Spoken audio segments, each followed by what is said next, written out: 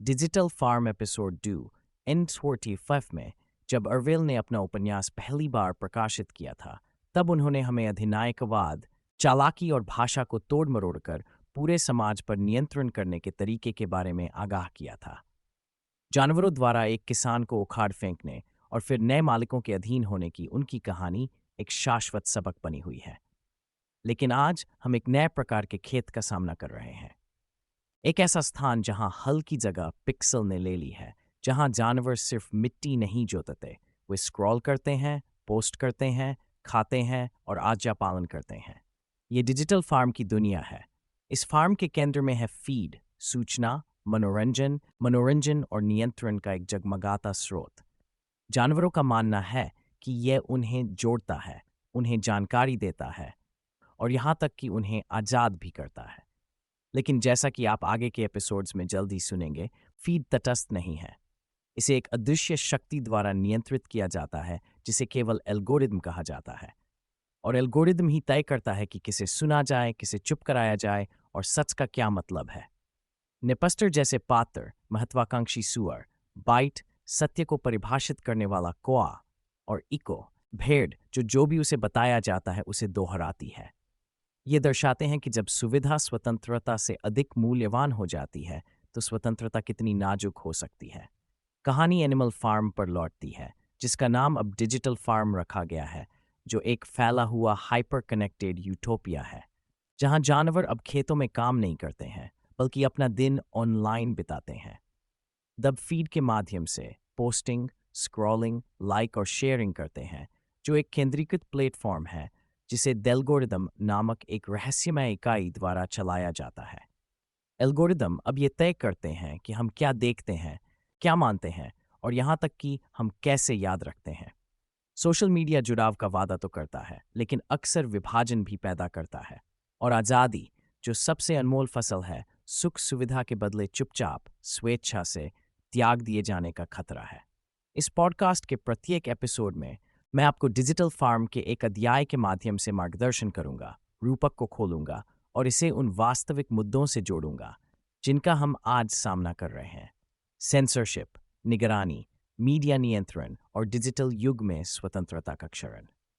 मुझे आशा है कि इस यात्रा के अंत तक आप ये देख सकेंगे कि साहित्य किस प्रकार जीवन को प्रतिबिंबित कर सकता है और किस प्रकार कहानियां हमें उस समय स्वतंत्रता की रक्षा के लिए तैयार कर सकती हैं, जब ये सबसे अधिक खतरे में है। मुख्य पात्रों: नैपस्टर, नेपोलियन का एक तकनीक प्रेमी सुअर वंशज, ओइंक बुक, जिसे बाद में द फीड में विलय कर दिया गया, मंच का संस्थापक। खुली अभिव्यक्ति का समर्थन करने का दावा करता है, लेकिन कथानक को नियंत्रित करने में लगा रहता है। बाइट एक चालाक कौवा जो फैक्ट फ्लॉक के प्रमुख के रूप में कार्य करता है, जो एक वास्तविक समय गलत सूचना पुलिस सेवा है। प्रतिध्वनि एक मृदुभाषी भेड़ जो प्रचलित नारे दोहराने के लिए प्रोग्राम की गई है, उदाहरण के लिए असहमति होना विश्वासघात है। हिमपात एक बकरी जो प्रतिबंधित शब्दों और छाया प्रतिबंधों के बारे में सवाल पूछने की हिम्मत करती है, उसे सुरक्षा के लिए खतरा करार दिया जाता है। हैशटैग एक युवा चूहा जो सच्ची समानता और विकेंद्रीकरण का सपना देखता है। एल्गोरिथम एक अदृश्य शक्ति जो जानवरों को देखने, विश्वास करने और करने को आकार देती है, जिसे सार्वजनिक के रूप में पूजा जाता है, लेकिन बहुत पहले सुअरों द्वारा कोडित किया गया था। डेटा नई जमीन के रूप में सूचना का संवर्धन। डिजिटल फार्म के केंद्र में परिदृश्य अब लुढ़कती पहाड़ियों और हरे भरे चरागाहों से नहीं, बल्कि डेटा धाराओं की स्पंदित लय से परिभाषित होता था। कभी प्रकृति के चक्रों से बंधे जानवर अब खुद को एक आभासी पारिस्थितिकी तंत्र में डूबे हुए पाते थे, जहां सूचना सर्वोपरि थी। यहां हर क्लिक, हर स्क्रॉल और हर शेयर डिजिटल जगत की उपजाऊ जमीन में बोया गया एक बीज बन गया। सूचना की खेती ने मिट्टी जोतने के श्रम का स्थान ले लिया था। फिर भी इस नई कृषि के निहितार्थ कतई सौम्य नहीं थे। तकनीक प्रेमी नेपस्टर, जिसने खुद को इस नए युग का संरक्षक घोषित किया था, ने कनेक्टिविटी की क्रांति की शुरुआत की थी। ओइंक बुक, जिसका बाद में द फीड में विलय हो गया, के शुभारंभ के साथ उसने एक ऐसे आदर्श श्लोक का वादा किया जहां हर जानवर अपनी अभिव्यक्ति को स्वतंत्र रूप से व्यक्त कर सके। आपकी आवाज मायने रखती है, वह जोर से कहता। उसके शब्द डिजिटल गलियारों में गूंजते। इस नई दुनिया में जानवर किसान और सूचना के संग्राहक दोनों बन गए थे। उनका जीवन ऐसे एल्गोरिदम से जुड़ा हुआ था जो जुड़ाव और लोकप्रियता के आधार पर उनकी कीमत तय करते थे। बाइट, चालाक कौवा, द फीड के एक कोने से दूसरे कोने तक उड़ता रहता था और सूचना के संवर्धन की प्रक्रिया पर सतर्क नजर रखता था। फैक्ट फ्लॉक चलाने का कार्यभार संभाले बाइट गलत सूचनाओं के खिलाफ स्वयंभू रक्षक था, या कम से कम वह खुद को इसी रूप में प्रस्तुत करता था। वास्तव में वह आख्यानों का द्वारपाल था, पोस्टों और मीम्स के अंतहीन सागर को छानता हुआ और प्रचलित विमर्श को चुनौती देने की हिम्मत दिखाने वाली किसी भी चीज को छीन लेता था। सत्य एक सामूहिक प्रयास है, वह घोषणा करता था, लेकिन किसका सत्य? एक ऐसी दुनिया में जहां डेटा ही राजा था, बाइट और उसके पंख वाले गुर्गे ही थे जो ये निर्धारित करने की शक्ति थे कि सत्य क्या है। फसलों की तरह सूचना को भी सावधानीपूर्वक देखभाल की जरूरत होती है। जानवरों ने अपनी सामग्री को अनुकूलित करना सीखा, ऐसे पोस्ट तैयार किए जिनसे सबसे ज्यादा लाइक और शेयर मिले। हर सुबह वे डिजिटल बाजार के आसपास इकट्ठा होते, एक हलचल भरा केंद्र जहां रुझान जंगली फूलों की तरह खिलते और मुरझाते थे। रचनात्मकता की उपजाऊ मिट्टी से मीम्स अंकुरित होते थे, लेकिन सबसे सफल मीम्स अक्सर वे होते थे जो एल्गोरिथम द्वारा निर्धारित दिशा निर्देशों का पालन करते थे। असहमति बेवफाई है, भेड़िको ने दोहराया, जो नवीनतम ट्रेंडिंग वाक्यांश के साथ घूम रही थी, अपनी अंध आज्ञाकारिता की विडंबना से अनजान। जानवर साधना के एक ऐसे चक्र में फंस गए थे जो उन्हें सशक्त तो बनाता था, लेकिन साथ ही उन्हें सीमित भी करता था। वे मानते थे कि वे अपनी कहानियों के रचयिता हैं, लेकिन असल में वे सिर्फ कठपुतलियां थीं जो उस एल्गोरिथम की धुन पर नाच रही थीं, जिसे सुअरों ने बहुत पहले ही कोड कर दिया था। हर जुड़ाव पर नजर रखी जाती थी, उसका विश्लेषण किया जाता था और उसका परिमानन किया जाता था। जो शुरुआत में एक जुड़ाव चाहने वाले समुदाय के रूप में हुई थी, वह जल्द ही एक ऐसे युद्ध क्षेत्र में बदल गई जहां एल्गोरिदम बातचीत तय करते थे और जानवरों को अपेक्षाओं, मानदंडों और नियमों के एक ऐसे चक्रव्यूह में फंसने के लिए छोड़ दिया गया जो अक्सर मनमाने लगते थे। बाइट अपनी तीखी चोंच और तीक्ष्ण बुद्धि के साथ अक्सर लोगों से कहता था, याद रखो साथी जानवरों, जुड़ाव ही हमारी मुद्रा है और हमारा अस्तित्व इसी पर निर्भर करता है। जानवर अपनी नई डिजिटल पहचान के साथ आय एजेंसी के भ्रम से उत्साहित होकर सहमति में सिर हिलाते थे। वे सूचना के किसान थे, लेकिन वे इसकी सीमाओं से भी बंधे थे। जितना अधिक वे इसे विकसित करते गए, उतना ही उन्हें एहसास हुआ कि उनका मूल्य फीड की सनक से बंधा हुआ है। फिर भी सभी इस नए जीवन शैली से संतुष्ट नहीं थे। स्नोफ्लेक नामक बकरी अपनी जिज्ञासु प्रवृत्ति के कारण उनके डिजिटल समाज की बुनियाद पर ही सवाल उठाने लगी। वह पूछती, कुछ शब्दों पर प्रतिबंध क्यों लगाया गया है? उसकी आवाज भीड़ के शोर से मुश्किल से ऊपर उठ पाती। असहमति व्यक्त करने में क्या गलत है? उसके सवाल हवा में एक नाजुक धागे की तरह लटके रहते, लेकिन उनका जवाब खामोशी से मिलता, इको और अन्य लोगों के कोर्स में डूब जाता जो पार्टी लाइन दोहराते थे। सेंसरशिप ही सुरक्षा है। जैसे जैसे दिन हफ्तों में बदलते गए, डिजिटल फार्म का परिदृश्य बदल गया। द फीड में जो जीवंत बातचीत पहले भरी रहती थी, वह अब नीरस होने लगी थी और उसकी जगह स्वीकृत कथाओं की एक नीरस गुनगुनाहट ने ले ली थी। जानवरों ने आत्म सेंसर करना सीख लिया था और विचलन को दंडित करने वाले एल्गोरिदम के खतरनाक पानी में तैरना सीख लिया था। जानकारी इकट्ठा करने के रोमांच की जगह एक दमघोंटू माहौल ने ले ली थी, जहां अभिव्यक्ति की बजाय सुरक्षा को प्राथमिकता दी जाती थी। जानवर अब सावधानीपूर्वक माली बन गए थे, लेकिन जिस बगीचे की वे देखभाल करते थे, वह रचनात्मकता का नहीं, बल्कि अनुपालन का था। हर गुजरते दिन के साथ साधना और नियंत्रण के बीच की रेखा धुंधली होती गई। जानवरों को अपनी अंतःक्रियाओं को निर्देशित करने वाले अदृश्य हाथ का एहसास पड़ता गया। पोस्ट करने का रोमांच मंच से हटा दिए जाने या दुर्भावनापूर्ण व्यक्ति कहलाए जाने के डर से कम होता गया। अपनी अभिव्यक्ति की स्वतंत्रता उन लोगों के लिए एक विशेषाधिकार बन गई जो नियमों का पालन करते थे, जबकि अन्य लोग परछाई में खो गए। उनकी आवाजें अनुरूपता के निरंतर ज्वार में दब गई। इस डिजिटल युग में जानकारी इकट्ठा करने का काम अब वास्तविक अभिव्यक्ति नहीं रहा। यह एक प्रदर्शन, एक सावधानीपूर्वक रचा गया नीति बन गया है जहां दांव बहुत ऊंचा होता है। जानवरों ने अपने संदेशों को सटीकता से गढ़ना सीख लिया है, नए शब्दों और ट्रेंडिंग हैशटैग का इस्तेमाल करके ये सुनिश्चित किया है कि उनकी पोस्ट फीड में सबसे ऊपर रहे। फिर भी हर लाइक के साथ उन्हें बेचैनी का एक बेचैनी सा एहसास होता था। क्या ये सचमुच आज़ादी थी या सिर्फ एक सुनहरा पिंजरा जो अपनी पसंद के तामझाम से सजा हुआ था? हैशटैग सच्ची समानता के सपने देखने वाला एक युवा चूहा बढ़ती निराशा के साथ देख रहा था कि उसके साथी जानवर अनुरूपता के दबाव में कैसे झुक रहे हैं। वो एक ऐसी दुनिया की कामना करता था जहां बिना किसी प्रतिशोध के डर के आवाजें सुनी जा सकें, जहां जानकारी का संवर्धन प्रामाणिकता पर आधारित एक साझा प्रयास हो। लेकिन जैसे ही उसने फीड को स्क्रॉल किया, उसने निराशा के बोझ को अपने ऊपर हावी होते हुए महसूस किया। संभावना के जीवंत रंग अनुपालन के धूसर परिदृश्य में फीके पड़ गए थे। जैसे जैसे जानवर अपनी डिजिटल फसलें उगाते रहे, वे अपनी नई शक्ति से जुड़ी छिपी कीमतों से अनजान बने रहे। जुड़ाव का वादा मान्यता और भय के चक्र में बदल गया था, जहां लाइक्स की चाहत ने वास्तविक समुदाय के सार को ग्रहण लगा दिया था। जुड़ाव की अपनी चाह में उन्होंने अनजाने में एक ऐसी दुनिया गढ़ ली थी जहां खुलकर बोलना ही विद्रोह का कार्य बन गया था। डिजिटल फार्म की इस नई दुनिया में सूचना के बीज बोए गए, लेकिन फसल भ्रम और अनुरूपता की थी। जानवर जो कभी अपनी कहानियों के गर्वित किसान थे, खुद को एल्गोरिदम के जाल में फंसा हुआ पाते थे। उनकी आवाजें उम्मीदों के बोझ तले दब जाती थीं। और जैसे जैसे वे अपने क्यूरेटेड फीड्स को स्क्रॉल करते, यह सवाल हवा में घूमता रहता।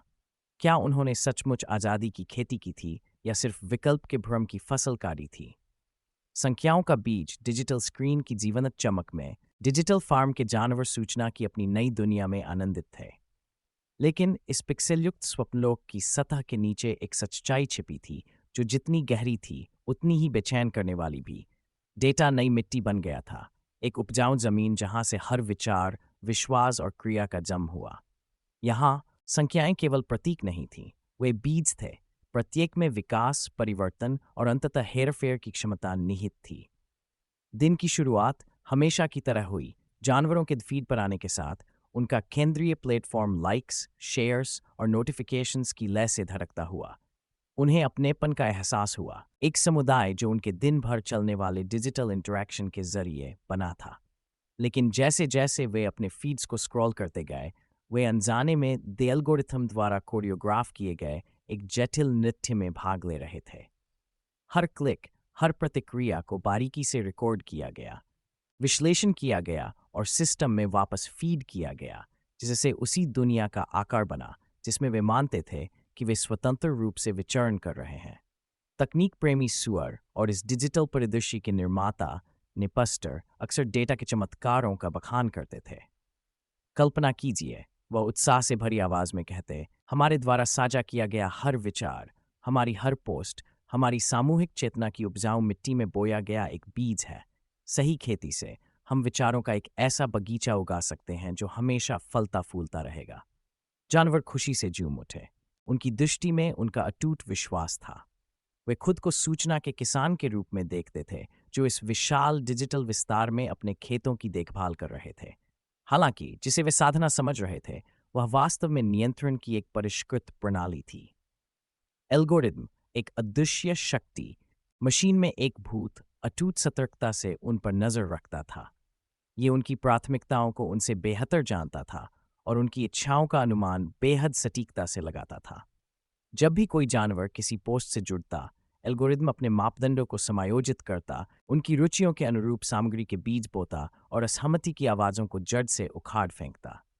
बाइट, वह चालाक कौआ जिसने खुद को नेपस्टर से जोड़ लिया था, सत्य का स्वयंभू संरक्षक था। तथ्य समूह का मुखिया, वह डिजिटल विमर्श पर नजर रखता था और यह सुनिश्चित करता था कि केवल स्वीकार्य आख्यान ही जड़ें जमाएं। हम सूचना के रक्षक हैं, वह एक डिजिटल शाखा पर ऊंचे स्थान पर बैठकर घोषणा करता था, और हम गलत सूचना के किसी भी खरपतवार को अपनी फसल के लिए खतरा नहीं बनने देंगे। उसके अनुयायी, जो उत्सुक तोतों का झुंड था जो उसकी भावनाओं को दोहराते हुए उत्साह से सिर हिलाते थे, उन्हें बाइट पर भरोसा करने, ये मानने के लिए तैयार किया गया था कि उनके सामने प्रस्तुत की गई क्यूरेटेड वास्तविकता एक सामूहिक सत्य है, न कि एक सावधानीपूर्वक प्रबंधित दिखावा। लेकिन सभी जानवर इतनी आसानी से प्रभावित नहीं होते। जिज्ञासु बकरी स्नोफ्लैक ने अपने डिजिटल परिदृश्य में सूक्ष्म बदलावों को नोटिस करना शुरू कर दिया। उसके मन की सतह के नीचे सवाल उबल रहे थे, जैसे बीज सूरज की रोशनी की तलाश में हों। एक दिन उसने अनिश्चितता से कांपती आवाज में पूछा, कुछ शब्दों को खतरनाक क्यों बताया जाता है? क्या कहानी पर सवाल उठाना हमारी आज़ादी का हिस्सा नहीं है? प्रतिक्रिया तेज और निर्दयी थी। इको मृदुभाषी भेड़ ने प्रचलित मंत्र का उच्चारण किया। असहमति बेवफाई है। दूसरे जानवरों ने सिर हिलाया। उनके विचार तुरंत बदल गए, मानो असहमति का कार्य ही अस्तित्व से मिटा दिया गया हो।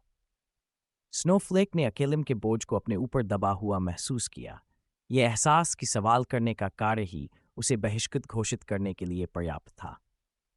जैसे जैसे दिन हफ्तों में बदलते गए, जानवर द फीड के साथ जुड़ते रहे, इस भयावह खेती से बेखबर। उनकी बातचीत एक तरह से सुदृढ़ीकरण का चक्र बन गई। जितना ज्यादा वे लाइक करते, शेयर करते और कमेंट करते, उतना ही ज्यादा एल्गोरिथम उनके अनुभवों को अपने हिसाब से ढालता। ये एक कपटी किस्म की खेती थी, जिसमें फसल नहीं बल्कि अनुपालन की खेती होती थी। हर ट्रेंडिंग हैशटैग, हर वायरल मीम एक सावधानी से उगाया गया पौधा था, जिसे ऐसे माहौल में पनपने के लिए डिजाइन किया गया था जहां असहमति को न सिर्फ हतोत्साहित किया जाता था, बल्कि उसे सक्रिय रूप से मिटा दिया जाता था। हैशटैग वह युवा चूहा जिसने हमेशा सच्ची समानता का सपना देखा था, बढ़ती बेचैनी महसूस कर रहा था। उसने देखा कि उसके आसपास के जानवर स्वायत्तता के विचार से ही लगातार विमुख होते जा रहे थे। संख्याओं के बीज, जिन्हें कभी सशक्तिकरण का स्रोत माना जाता था, अब उनके खिलाफ हथियार की तरह इस्तेमाल किए जा रहे थे। वह उस दिन का इंतजार कर रहा था जब वे अपने आख्यानों को पुनः प्राप्त कर सकें, जब उनके विचारों की धरती एकरूपता से दबने के बजाय विविधता से समृद्ध हो सके। इसी चाहत से प्रेरित होकर हैशटैग ने एल्गोरिथम के पीछे छिपे सच को उजागर करने की खोज शुरू की। उसने पुराने अभिलेखों को खंगाला और अतीत की फुसफुसाहटों को उजागर किया। उन जानवरों के संदेश जिन्हें खामोश कर दिया गया था, जिनकी आवाजें डेटा चालित बाढ़ में खो गई थीं। उसे मिला हर संदेश क्रांति के बीज की तरह था, जो बेखबर जानवरों के मन में रोपने का इंतजार कर रहा था। लेकिन जैसे ही उसने इन खुलासों को साझा करने की कोशिश की, एक जानी पहचानी और निराशाजनक सच्चाई सामने आ गई। उसके पोस्ट बिना किसी निशान के गायब हो गए। उसी व्यवस्था ने निगल लिया जिसका वह पर्दाफाश करना चाहता था। उसके अंदर हताशा बढ़ती जा रही थी, बदलाव की एक ऐसी भूख जो शांत होने का नाम नहीं ले रही थी। उसने सहयोगियों की तलाश की, ऐसे लोग जो डिजिटल मुखौटे में दरारें देख सकें। लेकिन जानवर खुद को बांधने वाली एल्गोरिदमिक जंजीरों के इतने आदी हो चुके थे कि उन्होंने उसकी चेतावनियों को महज साजिश समझकर खारिज कर दिया। तुम बस फूट डालने की कोशिश कर रहे हो, वे चिल्लाए, और वही लिखित जवाब दोहरा रहे थे जो उन्हें रटने के लिए सिखाया गया था। इस बीच एल्गोरिदम फलता फूलता रहा। इसकी जड़ें जानवरों की चेतना में गहराई तक धंसती रहीं, उनके आज्ञा पालन और भय का पोषण करती रहीं। यह एक विशाल अदृश्य उद्यान था जो न केवल विचारों बल्कि संपूर्ण वास्तविकताओं का पोषण करता था। सूचना के कृषक के रूप में अपनी भूमिका को जितना अधिक उन्होंने स्वीकार किया, उतना ही अधिक उन्होंने अपनी स्वायत्तता उन अदृश्य शक्तियों के आगे समर्पित कर दी जो उनके अस्तित्व को नियंत्रित करती थीं। जैसे जैसे जानवर अपने डिजिटल बीज बोते रहे, हैशटैग को एहसास हुआ कि इस चक्र को तोड़ने का एकमात्र तरीका उन्हें अपनी खेती के सत्य के प्रति जागरूक करना था। उन्होंने ऐसे संदेश गढ़ने शुरू किए जो आज़ादी और असहमति की भावनाओं को प्रतिध्वनित करते थे, उन्हें डिजिटल आकाश में फुसफुसाते हुए, इस उम्मीद में कि उन्हें पढ़ने वालों के मन में जड़ें जमा लेंगे। उन्होंने लिखा, क्या होगा अगर आज़ादी सिर्फ एक ट्रेंडिंग विषय न रहे? क्या होगा अगर हमारी असली ताकत हमारे विचारों की विविधता में निहित हो? लेकिन हर कोशिश खामोशी से मिली, क्योंकि सवाल करना ही वर्जित हो गया था। एल्गोरिदम की जड़ें उनके चारों ओर मजबूत होती गईं, और कभी जीवंत समुदाय अपनी ही अनुपालना के बोझ तले मुरझाने लगा। जानवर आंकड़ों के चक्र में फंस गए थे, और हर बातचीत उनकी अज्ञानता की जंजीरों को और मजबूत कर रही थी। इस नए परिदृश्य में संख्याओं के बीज दोधारी तलवार बन गए थे। हालांकि उनमें विकास और जुड़ाव की क्षमता थी, लेकिन वे नियंत्रण के साधन भी थे।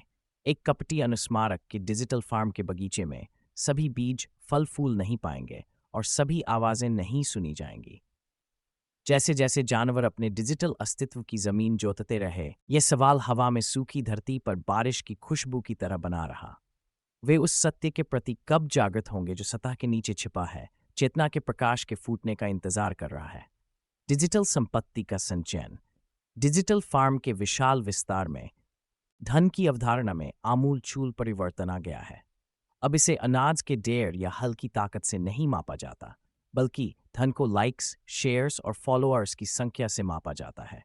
जानवर जो कभी जमीन पर मजदूर हुआ करते थे, अब सुख साधन के कृषक बन गए हैं और उनका दैनिक जीवन द फीड की लय से संचालित होता है। इस बदलते परिदृश्य के बीच डिजिटल धन संचयन की अवधारणा ने जड़ें जमा ली, जो संभावनाओं और खतरों दोनों से भरपूर थी। सूर्य ने अपनी सुनहरी किरणें आभासी खेतों पर बिखेरी, जिससे डेटा की धाराएं जगमगा उठीं, जो फार्म के परस्पर जुड़े नेटवर्कों में नदियों की तरह बह रही थीं। यहीं पर तकनीक प्रेमी सुअर निपस्टर ने अपना साम्राज्य खड़ा किया था, जो जुड़ाव और रचनात्मकता का एक जगमगाता मुखौटा।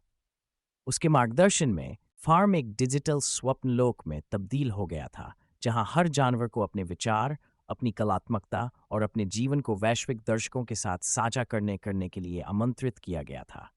यह वादा लुभावना था। हर प्राणी, चाहे उसका आकार या प्रजाति कुछ भी हो, डिजिटल प्रभाव का अपना अनूठा ब्रांड विकसित कर सकता था। नैपस्टर ने डिजिटल एम्फीथिएटर में अपनी उपस्थिति दर्ज कराई, जो लाइव स्ट्रीम और इंटरैक्टिव सत्रों के लिए डिजाइन किया गया स्थान है। जब उन्होंने जानवरों की इकट्ठी भीड़ को संबोधित किया, तो उनकी आवाज उत्साह से गूंज उठी। उन्होंने अपने पैरों से नाटकीय ढंग से इशारा करते हुए कहा, यह हमारा अवसर है। हम सब मिलकर अपने भीतर छिपे विचारों और रचनात्मकता के भंडार का दोहन करेंगे। ये सिर्फ लाइक्स की बात नहीं है, ये विरासत की बात है। उन्होंने बड़े ही धूमधाम से द फीड की नवीनतम विशेषता का अनावरण किया, एक गतिशील और निरंतर विकसित होता एल्गोरिदम जो सबसे आकर्षक सामग्री को बढ़ावा देने के लिए डिजाइन किया गया है। जानवर खुशी से झूम उठे। उनका उत्साह साफ झलक रहा था, क्योंकि उन्होंने एक ऐसी दुनिया की कल्पना की जहां उनकी आवाज शोरगुल से ऊपर उठ सके, जहां उनके विचार सूरज की रोशनी में पोषित फसलों की तरह फल फूल सकें। नेपस्टर ने वादा किया कि द फीड मौलिकता, रचनात्मकता और प्रामाणिकता को पुरस्कृत करेगा, ऐसे मूल्य जो जानवरों की आशाओं और सपनों के अनुरूप हों। लेकिन जैसे जैसे जानवर अपनी डिजिटल उपस्थिति को मजबूत करने लगे, वैसे वैसे जुड़ाव के नियम अपनी अनकही जटिलताओं को उजागर करने लगे।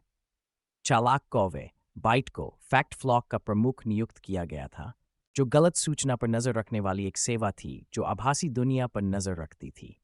जब भी कोई जानवर कोई ऐसा विचार साझा करता जो स्वीकृत आख्यानों से अलग होता, बाइट तेजी से कांव कांव करता और घोषणा करता, झूठ, अस्त्यापित, गलत सूचना। उसकी उपस्थिति उस जीवंत माहौल पर छाया डालती थी जो कभी अभिव्यक्ति की आज़ादी पर फलता फूलता था। शुरुआत में सशक्तिकरण के एक उपकरण के रूप में प्रचारित इस एल्गोरिथम ने जल्द ही रचनात्मकता की प्रकृति को ही निर्धारित करना शुरू कर दिया। नैपस्टर ने कथानक को नियंत्रित करने के अपने उत्साह में आकर्षक सामग्री के मापदंडों को सूक्ष्मता से समायोजित किया। एल्गोरिथम ने उन पोस्टों को प्राथमिकता दी जो सुरक्षित और सुस्वादु विषयों पर आधारित थीं, और असहमति की आवाज़ों को प्रभावी ढंग से दबा दिया। हैशटैग वह युवा चूहा जिसने सच्ची समानता और विकेंद्रीकरण के सपने संजोए थे, निराशा से देख रहा था, क्योंकि विचारों का जीवंत ताना बाना बिखरने लगा था।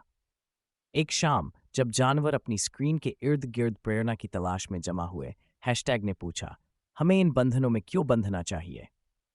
क्या हमारे विचारों को उन जंगली फूलों की तरह आजाद नहीं होना चाहिए जो कभी खेतों में लहलहाते थे?